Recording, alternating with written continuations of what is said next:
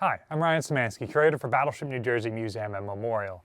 Today, we're on the O3 level of the battleship, and we are in one of the former flag spaces. This is just aft of the flag bridge. In fact, you guys are at the aft end of the room looking forward, and the conning tower is pretty much the other side of that bulkhead over there, just a 10 or 20 feet away from us. So, during World War II, and really up until 1982 when we received the modifications that you see in here now, this space would have been one of the main flag spaces. Halsey and his staff during the Battle of Leyte Gulf would not have just been out on the flag bridge. They would have also been back here in this series of rooms, which was referred to as Flag Plot. This week is the 80th anniversary of Leyte Gulf, and we want to show you some of the spaces on board the ship that are important to that battle. This space doesn't look all that much like it would have because of the modernization the ship got in the 80s. All of the original flag plot stuff is removed. A lot of the equipment had probably been taken out before then because it was obsolete, but the space gets repurposed as where some of the guidance equipment for the Tomahawk cruise missiles was stored. While not as armored as the conning tower, this space does have some splinter protection and some view slits that can be looked out of and sealed up if needed. Some of them are still here. Part of the issue with archaeology in this space is it was very heavily insulated in the 1980s, and so we can't just look at the walls or the floors where there used to be weld marks and figure out where equipment used to be.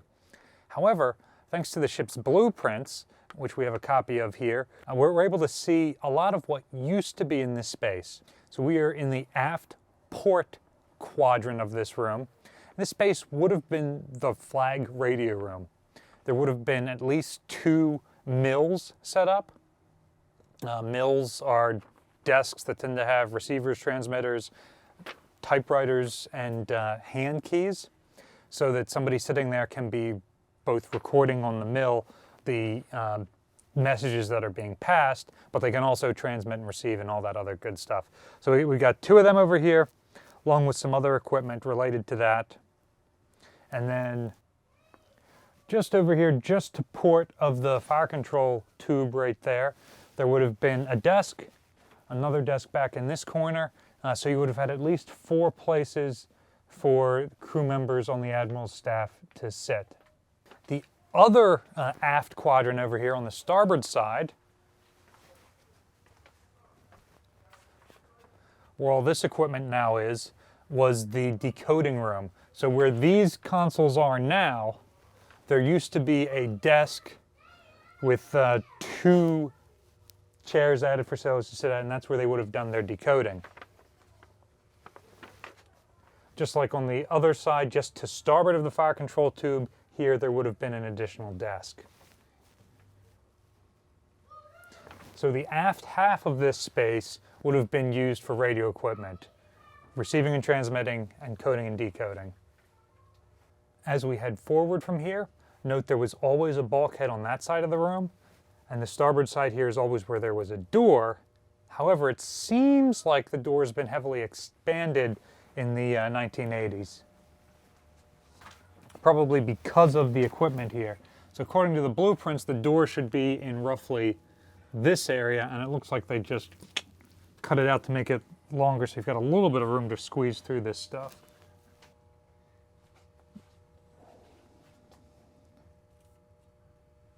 At the forward starboard end, we have a light locker here.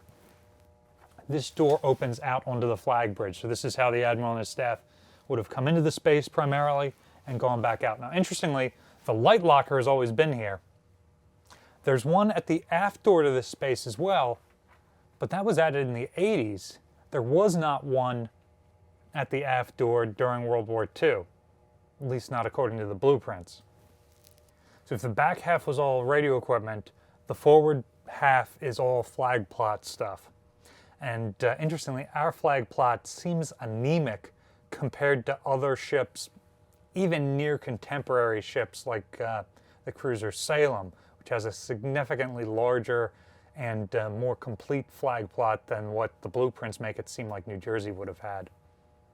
On this half of the room, besides the light locker, The only thing missing is there should be a desk up there. It would be basically on the opposite side of the bulkhead from the desk in the radio room, just to the starboard side of the fire control tube. And the space where that occupied has now been cut open to make that larger doorway, so that desk is no longer there.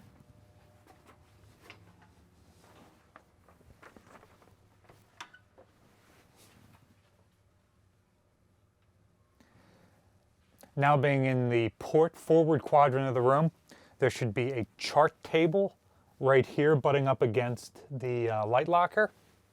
And there should be a couch in this area where the 80s era air conditioner is and where the desk has been moved to. Otherwise, the only other major piece of equipment in this space would have been a little radar screen, like a radar repeater over in this corner. So the Admiral essentially has a couch to sit on. Above the couch is a plotting board. Probably one of those like clear plexi ones, although being mounted on this bulkhead, there's no room for someone to write on it backwards. I imagine some kid like kneeling on the couch to be able to write on it. They've got a little radar indicator and then the chart table to show the courses of probably all the battle groups under the ship's command. During Leyte Gulf, when Halsey is operating with 4 separate carrier task forces under 3rd Fleet's command, I could see him having all of them plotted on the same board here. If you come back into this corner, you can see one of the original view slits has been retained. So this could be undogged, and it can be, and actually I think this will just fold down, and you probably crank that to put a glass piece up and down over it. So a few features like this, and the original desk over here, which is likely one of the, what do we have here? 1, 2, 3.